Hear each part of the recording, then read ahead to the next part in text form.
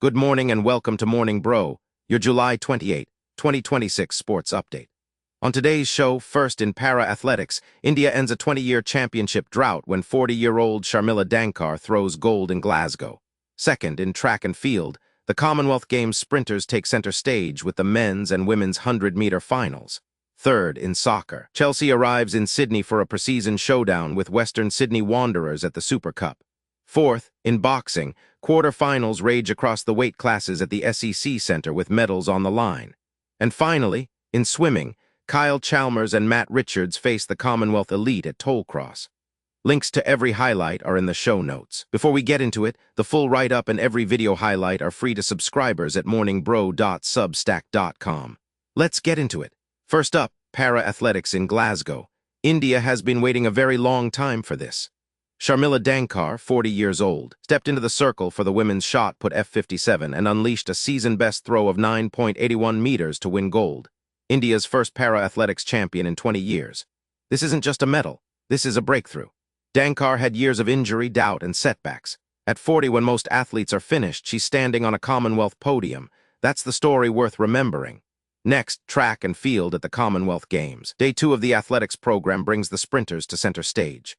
The men's 100 meters final runs at 9:20 p.m. with South Africa's Gift Leotola, Nigeria's Kenyan Sola Ajayi, Jamaica's Akeem Blake, Kenya's Ferdinand Amaniala, and Australia's Lachlan Kennedy all in the mix. The women's 100-meter final comes at 9:40 p.m. England's Amy Hunt and Jamaica's Jonielle Smith are the headliners, but there's real depth here. The 400 meters opens in heats for both men and women, and the field events, high jump, long jump, shot put, add texture to the evening. This is Commonwealth track at its most electric. Moving on to soccer. Chelsea, the English Premier League giants, have landed in Sydney for the opening match of the Super Cup against Western Sydney Wanderers on Tuesday. It's preseason business for Chelsea, a tune-up before their domestic campaign, but for the Wanderers, it's a chance to measure themselves against one of Europe's biggest clubs. Tottenham comes to Sydney Wednesday to face Sydney FC, so it's a genuine London derby played in Australia. The results won't alter the calendar, but when you get a chance to line up against Premier League power on your home pitch, you take it.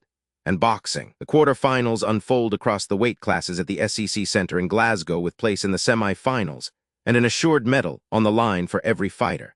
India's Kapil Pakaria faces a men's 90-kilogram heavyweight bout. The boxing gets real in the quarters.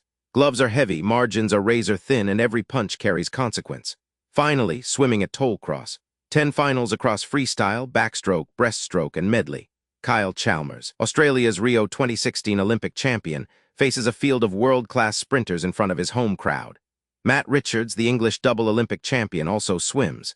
South Africa's Pieter Coetzee, already with 2 golds from his Glasgow week, hunts for more.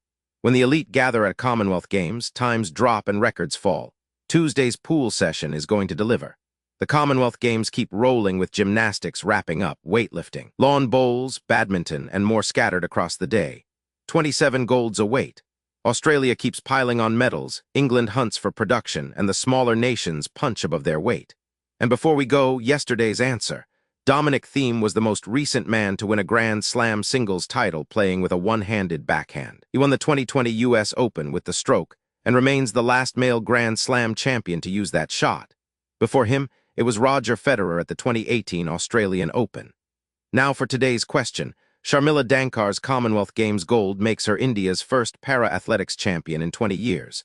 But which para-athlete holds the record for the most gold medals won at a single Commonwealth Games? Be the first to reply with the right answer for the bragging rights, and I'll have the answer for you tomorrow. Thanks for listening.